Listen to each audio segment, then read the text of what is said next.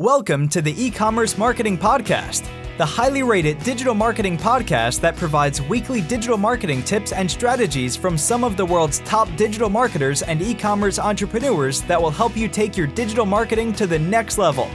Sit back and enjoy this power-packed episode hosted by Arlen Robinson, who is an e-commerce entrepreneur and digital marketing expert with over 20 years of experience.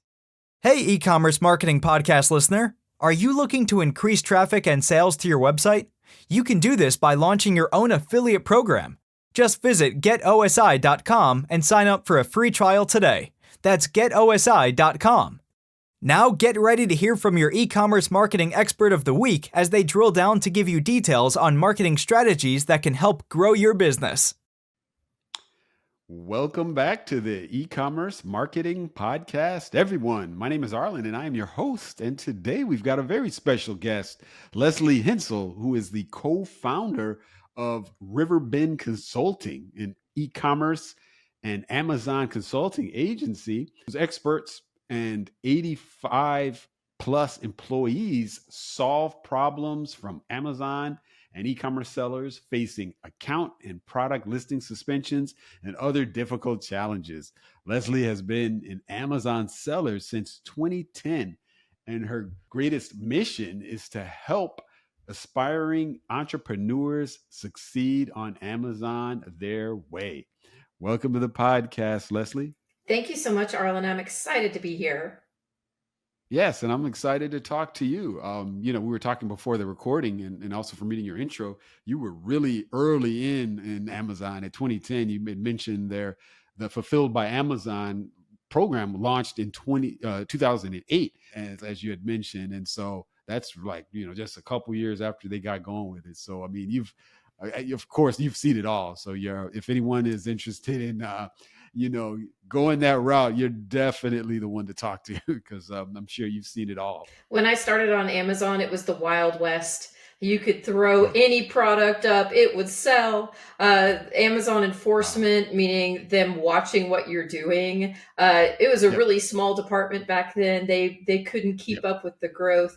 So, right, I've seen from that to now when it's much more challenging, but the marketplace is a lot bigger. So pros and cons. Yeah, exactly. It's the good and the bad. But yeah, I could imagine back then, like you said, just putting stuff out there, not having to optimize too much and just having it sell and get a lot of visibility. Yeah, those, I guess, were the good old days. Things have changed on that front for sure. Now you really have to run Amazon more like an old school business.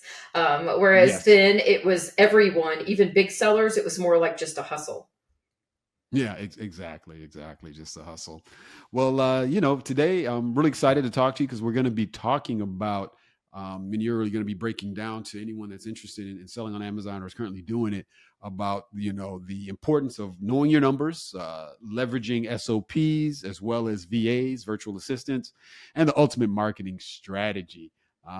Just continually addressing problems that you've seen and the lessons learned from these problems that customers and Amazon sellers have seen over the years regarding product listings and selling on Amazon. So you're going to be kind of touching a lot of those areas. But before we do get into all of that, why don't you tell us a little bit more about your background and specifically how you got into what you're doing today? Sure thing. So I am one of those typical Amazon mommypreneurs that you've heard about over the years. Moms who started selling on Amazon for some reason that had to do with their family. So prior to Amazon, I was an old school consultant. And I mean like working at an accounting firm, old school consultant, working at agencies, old school consultant. And then my older son was diagnosed with autism and a bunch of learning disabilities. And he was not doing well in school. So my husband and I decided to homeschool him. Well, how do you homeschool a kid when mom works full-time freelance consulting and dad has a full-time job? Obviously, you can't.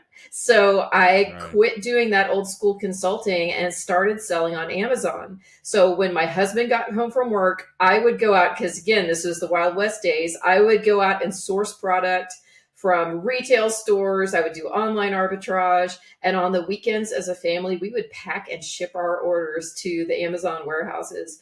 And that was how we paid for a whole lot of therapy a whole lot of special needs school when he went back to school. And it was really great for our family. It gave me freedom and flexibility to be with the kids. So after that, I decided when he went back to school, I wanted to go back to my consulting roots. And so I started working with Amazon sellers, specifically those that have problems on the marketplace, like their account is suspended or their listings are suspended. And now we've turned that, my partner and I have turned that into a business with 85 team members and thousands of clients. Wow. Wow. That's awesome. That's a great story. I love the stories that entrepreneurs tell me that they've started a business based out of necessity. And so that's kind of how you first got exposed to the whole Amazon ecosystem. And then you saw the power in that. And then that eventually became, your career. So good stuff. Good to know. You kind of had those beginnings where, you've been on both sides of the fence. Of course, I'm sure you're still on the other side of it where you're selling products, but then on the other side of it, helping on the consulting side of it, helping other businesses, like you said, navigate some of those challenging things like suspensions and, listing issues and stuff like that. So that's I know a very important job. Well, as most of my listeners and viewers know, or at least mainly the viewers know, from my studio background here, as you can see, market or die, which is one of the slogans I came up with. I like to think of the fact that most businesses, or really almost any business, if you don't market your business, your business will eventually die. You got to market it. You got to get it out there. And so the same goes for selling on Amazon. And so when we're talking about marketing for Amazon specifically, what are the key foundational building blocks that you would say for marketing specifically on Amazon? The most neglected marketing strategies on Amazon are the most important strategies. People fail to optimize their listing detail page. So that sounds so silly and basic, but I think a lot of folks still have this attitude, if you build it, they will come. I'm going to throw my product up there and it's so exciting and awesome, and I'll buy some PPC ads and that'll do it. Well, you got to remember who you're competing against on Amazon. You're competing against major national brands, international brands. You're competing against the OGs who've been there for years and years selling their products. And now buyers really, now that they have the option, unlike during COVID, that they can go back to the store, you need to give them the feeling like they're in the store as much as you possibly can. So that means really great photos on your listing, including lifestyle images that show people using the products. The best lifestyle images, y'all, this sounds so ridiculous, but it is true. Hot women, babies, and dogs. Okay, people love images with hot women, and I'm sorry, y'all, it's true. Hot women, babies, and dogs. Right. And if you can fit all three of them in, like at a park with your product, you're winning. Right. Videos, you can add videos now. They don't have to be multi-bajillion-dollar videos. People just want to see the size of the product in reality and how you're using it. Or instructional videos that you can do if it's something that they're just not sure about. Size of product is a big deal, and being able to, that's almost like being able to touch it in a store, right? If you can really show that. And then words that evoke emotion in your listing copy. So, at the top of that listing, you've got those bullet points. That's what people read. They don't really read below that so much. Those bullet points need to say how you use the product and how it's going to make you feel, because that is the opportunity you have, just like they're reading the packaging in the store. And then the kind of advanced strategy is A+ content. So that's if you scroll down further below the fold on the listing, and there are people who have photos and branding type elements, and they can show other products in the product family. The reason that can be important is it makes you look bigger and more established. So if you have 5 products in a product family and they're in that A+ or enhanced brand content, they call it now, if you have that there, it just makes you look more trustworthy, because you're not just a one-off product being sold by some guy out of his basement. You're a whole family. You're a brand. So that can help as well. But you would be amazed at how many listings out there do not take advantage of all the photos, don't have great Mhm. copy. Another real advantage for the sellers we're talking to who are here in the States or who are in Europe is that a lot of competitors on Amazon are from China and Asia, other parts of Asia, and their copy is not good. And a lot of their Mhm. photos, they're all fake because they're photoshopping people who look like Americans into their images. Unlike here, that you Right. can actually take real images with real Americans if you're on Amazon US or with real Europeans. If you're on, Mhm. UK or EU site over there, people can feel that in the listing when they read the bullets and it doesn't sound like American English or it doesn't sound like British English or whatever your marketplace is. They feel that and they Mhm. don't like it. Because there's Yeah. just kind of a trust thing there that if you don't care about my marketplace enough to make it sound like it's from my marketplace, then I don't trust you. Mhm. So there's a real advantage there for US sellers in this market or EU sellers in the EU to really make sure that your listing fits whatever country that you're selling in. It seems like it's not a big deal. It's subtle, but think about it. You know, you've seen one of these listings and you were like, nah, not buying that one. Yeah, exactly, for sure. Yeah, everything that you've said, I can definitely testify to the fact that it makes a difference from being on the other side of things. As I'm an Amazon purchaser, I'm not an Amazon seller, but I'm always on Amazon. I'm always buying things. And you mentioned a couple of key things, those listing details, the bullet points, and you're correct. I don't really read past the bullet points usually. I will scroll down, and you're totally right about those sellers that have a lot more information where they put more information about their brand. They may have a kind of a nice stylized logo. They may have some other particular facts about their company. When I see that, I'm like, oh, okay, it's more of an established brand. If I don't usually don't see anything under that, I'm like, yeah, it's a little iffy for me sometimes. So I can definitely agree with what you're saying. Those things definitely make a difference. And then as far as what you said, as far as those photos, the demonstrable aspect of photos where you're seeing models with the photos, people like you said, hot women, babies or dogs, all those things make a difference. Because I use a kind of like a backpack satchel type thing, and I was recently looking to buy another one. I was looking through a lot of listings, and I remember there was a few that I saw. I really liked the style of it, but I couldn't see it on somebody. So I'm like, all right, is it going to hang down too low? Is it too big? It really did make a difference. I kind of passed on those because I didn't see a picture of somebody wearing it, so I didn't really know, the aspect ratio of, how big was it? Is it going to go bound down past my waist? All those things definitely makes a huge difference. And so, yeah, from being a purchaser, I can agree with all of those kind of key. And, like you said, you would think businesses would already be on this. Those are all basic things that you can just do, immediately. A lot of businesses, they haven't gotten the memo, so to speak, and they haven't done those things. But that's why there's businesses like you to help advise them. Now, speaking of other things with regards to Amazon and advising businesses on other things, what would you say are some essential metrics that Amazon sellers should focus on when they're looking to have, successful marketing campaigns?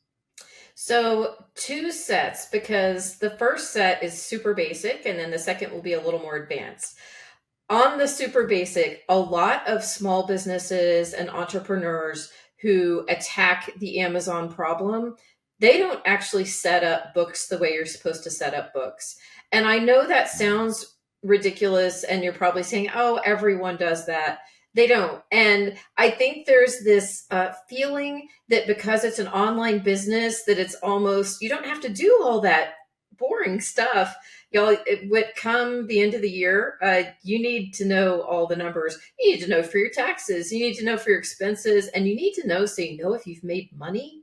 Yeah. If you have marketing campaigns, if you have ad campaigns where you're running PPC ads on Amazon, or you're running Google ads that drive traffic to your Amazon listings, those can put you under really fast if you're not watching and actually running a monthly P&L, a monthly set of books where you're showing what you're actually making. There's some great software out there where you can put in all of your costs per ASIN, which an ASIN is just a fancy word for a product on Amazon. You can track by product so that you know, okay, these two are profitable, this one is not. Taking into account your marketing costs, advertising costs, as well as everything else. So that's thing number one. And if you don't set that up from the beginning, you could be working for free, and none of us want to do that. Right. The second thing doesn't sound like marketing, but it is. And that is, I call it always be improving your worst ASIN or your worst product. So on Amazon, there's some really good data you can find about return rates for your products. And if you have a product with a high return rate, you're getting killed. You're losing money because you eat the fees associated with selling the product, or at least most of those fees, and yet they take away the revenue from it, and it might not be resellable if someone opened and damaged the package. You got to pull it back, all these things. A lot of that actually relates to the marketing on Amazon, because people will think they didn't get what was promised to them. They didn't understand the product because your listing detail page wasn't clear. There could have been a promotion that was confusing to them. In addition, a big part of marketing strategy on Amazon is product reviews and store feedback. You can look through your product reviews and store feedback and find out which products have problems. So all of these are mechanisms to decide every month and it doesn't matter if you've got 3 products or you've got 3,000 products, you've always got a worst ASIN. So that means every month you're looking through this data and deciding which one is the worst one, which one is performing the worst, most returns, costing you money. And a lot of the fixes are on the marketing side. It's fixing your listing detail page, better photos, better copy, improved product packaging a lot of the times. And then sometimes it goes more to product quality issues. You could find out your QA is lousy. There are other problems you could have at your business. You could even find out that you just shouldn't be selling that product. I had a client who was selling Nike clothing. They were approved to sell Nike clothing, which is highly competitive. And he had this one set of products that had a super high return rate. And we narrowed it down and figured out that for some reason, Nike was manufacturing all of that particular line too small. And everything was being returned as too small. So he returned it all to the manufacturer after we figured that out by looking at his numbers. But he had continued selling that stuff, even though the return rate was awful and the feedback and the reviews were terrible, until we raised our hand and said, hey, you got a problem here. So we all on Amazon work really hard to get those reviews and that seller feedback. It's not just to get other people to buy your products. It's not just to get the star ratings and look good. It's also feedback for you so that your team can figure out how to do better. And when you do better, you make more money. Yeah, that's good to know. Yeah, and from reviews, you're right. These days, people aren't afraid to give you specific details, because I've seen these reviews where people are posting photos. I've seen reviews where people are, they're showing damaged product, poor packaging, all of those things. And you're right. Yeah, as a business owner, you may kind of, squirm a little bit because, of course, you don't want anyone to see any of those negative reviews initially, especially if there's photos, but you have to take it as a lesson and just as a way to improve your business. So yeah, I can definitely see that fact. Now, I spoke to this a little bit at the beginning with respect to standard operating procedures for business, which is very important for any business, as well as the use of virtual assistants, which is huge these days. So how can both of these aid to the marketing efficiency for Amazon sellers overall? So first I got to say, I personally have 2 VAs, and then we have a lot of VAs in Riverbend. In that business, I have a personal assistant who's a VA from the Philippines. She's amazing and changes my life every day, and I'm not exaggerating. And then I also have a VA who works in my Amazon store, which is fantastic. So I say all of this as someone who really, I walk the walk on this one, y'all. because it makes a huge difference. The great thing about selling on Amazon is you can do it at a large scale with a small number of people. Your money is really Mm-hmm. going to product development. It's not going to people. And one of the keys to doing that is finding folks who can take over tasks from you as the owner, the entrepreneur, and run with it. Because most of us who sell on Amazon don't have offices. There are mega sellers out there with big offices, but people like me, we don't have an office. We just have these virtual folks who work at different places around the world. So what's super important is to find tasks that you can outsource, document the heck out of them, and then train someone else who's less expensive than you are to do those tasks. So perfect example on Amazon is customer service messaging. Um, Mm-hmm. People send you messages and you have to write them back and sometimes give them refunds or send another product. There's no reason for an owner of a business to do that, especially since they can cause a lot of stress and anger. Any task that causes you stress or anger or distress, you should outsource to someone else. You don't need that in your life. So that's a perfect example of you have 10 or 20 customer service messages you develop over time that are your standards. And then you have a VA who's cutting and pasting and then just putting in the tracking number or whatever the appropriate box for them to fill in for that message. But you can train, like my concept I talked about a few minutes ago, the always be improving your worst ASIN. A VA can do 90% of that work by downloading the spreadsheets, looking at the reviews, and helping choose what that ASIN is. And then you as the owner, your only job is to actually do the fixing or assign someone to do the fixing. So it's the scalability. You can scale a business so much faster and cheaper on Amazon than any other business model I know of. There are so many very experienced VAs who are overseas. Lots in the Philippines. There are many in Costa Rica, also in India and Pakistan, who have incredible Amazon knowledge, such a high level of knowledge and great English skills. And they are very cost effective. And you can also, if you're really smart, have some like in Costa Rica and some in the Philippines. So you follow the sun. You've got people around the clock. Okay, right. Yeah, good to know. Yeah, I mean that's just kind of goes to show how these days everything is so global, and the ability to access this type of talent and people that have this type of experience, in all of these other countries. Number one, making it a lot more affordable, because of course in some other places their cost of living is totally different than what's in the U.S. And so, to get a lot of things done by outsourcing is very cost effective for businesses. So I know that's very attractive. But then also, like you said, just the ability to just get that knowledge and get that expertise.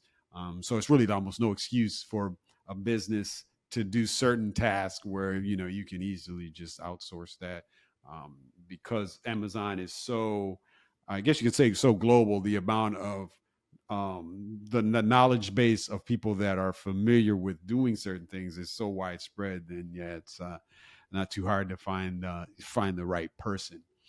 Now, as a seller, of course, on Amazon, I know you're familiar with all of the changes that Amazon has made over the years. I'm sure you, of course, have seen it all since you've been selling since almost the beginning of the FBA program. What would you say are some strategies that you would recommend, for adapting to Amazon's changing marketplace, whether, they change criteria, where they changing policies? What would you say is the best thing to do to adapt to these changes? So the most impactful changes tend to be in my wheelhouse, unfortunately, which is the enforcement area, which no one likes to talk about. Right. I'm a consultant no one ever wants to use in that particular vein. And that's where you get accounts suspended, you have warnings for violating policies, all of that good stuff. So the number one problem for sellers in that arena is they just don't pay attention. And it's because they're focused on the cool, fun part of the business where they can really have an impact. That's what we all want to do, right? Develop a new product. Right. You make the money at the buy. We all know that, right? Not when you sell the product, Mhm. but when you buy it. So you're making great deals, you're developing new products. That's the cool thing. And they tend to Mhm. ignore the whole account health section of their account. So a Mhm. lot of problems can be headed off if you're just aware and spend the time in account health. Amazon has tried to move away from suspending at the drop of a hat, taking down products immediately without an opportunity to appeal. They give a lot of warnings. So if you pay attention in that section, they'll send you a warning and say, hey, you're breaking this rule, fix it, and you can go fix it. It's also really helpful to be part of Facebook groups, to follow people on LinkedIn who are experts, and also to go to events or to be part of a mastermind. One of the challenges of selling on Amazon is that in your community, like if you're an accountant and you want to meet other accountants, that's really easy. Right? That's not Mhm. hard to do. There's an accounting association and there's chamber of commerce meetings, and you can go hang out with accountants and talk about the new accounting rules. Amazon, you might not know anyone in your town who sells on Amazon. It might be hard to find them. It's very challenging. So if you can find a physical group, like a meetup group, or some Facebook groups or LinkedIn groups, it is really a great way to make sure that you're staying abreast of the news. Amazon is not really great about announcing things. They're really good at announcing stuff like, hey, we have this cool new feature. But Mhm. anything that could like cause you a problem, they don't really announce that so much. It just Right, it just right. kind of happens. So, Mhm. like if you follow me on LinkedIn, hi, as an example, when these things happen or when people start getting in trouble for certain things, I post about it a lot. Okay. And so you got to kind of find your people out there and Mhm. find your tribe who can help you stay abreast of the good, bad, and ugly. Yeah, yeah, that's good to know. Yeah, those, yeah. Unfortunately, you know, on their side of the fence, yeah, those things that can hurt you, yeah, they're not necessarily going to announce them too much. Yeah, where you got to have associations with people like you and people that are kind of in the know based on experiences that they've had to be able to, make these changes. So yeah, good, very good to know. Well, Lesley, as we get ready to wrap things up, I wanted to see, I know we've covered a lot of great tips, but I wanted to see, are there any final two tips that you'd like to share for long term marketing success on Amazon that you've seen that has helped you and some of the businesses that you're consulting with? Absolutely. So, one of my very favorite things that I have seen really stellar sellers do is take a product and get a licensing agreement to go with that Okay. product. That is a Okay. great way to make money on Amazon because you're leveraging someone else's proven brand or character. An example of this might be that you have some kind of a children's product and you go get some Disney licensing to match up with that. There is a Mhm. lot of money to be made, and it's on products that you wouldn't think of. There are products in Mhm. the pet category, in the travel category. Imagine what you could get the Duck Dynasty guys to sign on to, or Animal Planet, or all of these Mhm. companies. They don't manufacture all those products you see with their branding on them or their face. They sell someone a Mhm. license. So Yeah. if that's a homework assignment that you're willing to take on as a seller, it really makes your likelihood of success 10 times as much because you've got that brand going with you. So think about your hard to buy a Christmas gift or a birthday gift friend for right now, and you're not sure exactly what they like, but you're sure that their kid loves Hannah Montana. I mean, pick Right. anything. They're going to go search for that character or brand on Amazon, and you want them to pull up that product. So that is one of my very Mhm. favorite strategies ever. And I've seen it Mhm. have great success for so many people. So any kind of licensing, that's like one of the best marketing things ever, ever, ever. And then, Okay. and then, That's awesome. and then my second suggestion is you really need to figure out the Google thing if you're going to sell on Mhm. Amazon, because Amazon results pop high in Google. So, Mhm. what can you do to your detail page listing to make it pop high in Google? Or what kind of Google ads will drive traffic to the right places for you? I have known of sellers who will buy Google ads, that actually go to their business webpage and redirect to Amazon. Wow. So they're Okay. they're buying a Google ad that is actually sending traffic to Amazon, and it's not inorganic. So really important on Amazon, all the traffic that you create as a seller needs to be organic. If it's inorganic, meaning you paid someone to buy your product and give a review, Amazon doesn't like that. They'll enforce against you. If you're running ads, though, that just direct to your product, that's organic traffic. So if you can solve that Google puzzle, you can really, really outpace your competition. Gotcha. Well, great. Those are some awesome tips, Lesley. For sure. Licensing, which I can see is really key, as well as optimizing for Google. Two big things I know that any business for sure should focus on, whether on Amazon or not. Actually, those are definitely things that you should probably look into. So this has been an awesome conversation, Lesley. I really learned a lot. I know our listeners and viewers have as well. Lastly, before we do let you go, I always like to shift gears just so our audience can get to know you a little bit better. If you don't mind sharing one closing fun fact about yourself that you think we'd be interested to know. So I have walked the 200-mile coast to coast across England. It's a 200-mile hike, and I've done it twice, once with each of my boys. My older one when he was 12, and my younger one, he was 9 years old and 1 year outside of chemotherapy. For both of them, it was a life-changing experience to build their confidence. But I got to tell you, it was also a life-changing experience to build my confidence. Okay, gotcha. That's awesome. So 200 miles coast to coast. And how long did it take? Did it with the first boy in 16 days and the second in 15 days. Okay, wow, that's awesome. Well, quite an accomplishment there. Congratulations on doing that. I mean, that's definitely something that anyone can aspire to do something like that. And I'm sure it was pretty scenic as well. So I know you saw a lot. So beautiful there, and you meet so many people along the way who are all struggling with you. And I'm actually still friends with several people that we met, but I've become a huge fan of how can I challenge my kids to do something they think is impossible, and I really think it has driven their confidence as they've grown into young men. Okay, that's awesome. Well, good to know. Well, Lesley, lastly, before we do let you go, if you don't mind sharing with our audience the best way for them to reach you if they want to reach out to you and pick your brain anymore about Amazon or anything under that sun. So you can connect with me on LinkedIn at Lesley Hensell. My website is riverbendconsulting.com. And I've also written a book called The Amazon Incubator to help sellers to set up their businesses for success. And you can find it at theamazonincubator.com. It's available at all the major bookstores. Okay, that's awesome. We will definitely have the link for both of those sites in our show notes so people can check that out, and definitely highly encourage them to do that and link up with you on LinkedIn so that they can pick your brain a lot more about Amazon selling. Well, this has been awesome talking to you, Lesley. I've definitely learned a lot on my end, and I know our listeners have as well. And we really appreciate having you on the Ecommerce Marketing Podcast. Thank you so much. Thank you. Thank you for listening to the Ecommerce Marketing Podcast. If you've enjoyed this episode, be sure to rate, review, subscribe, and share it with everyone you know.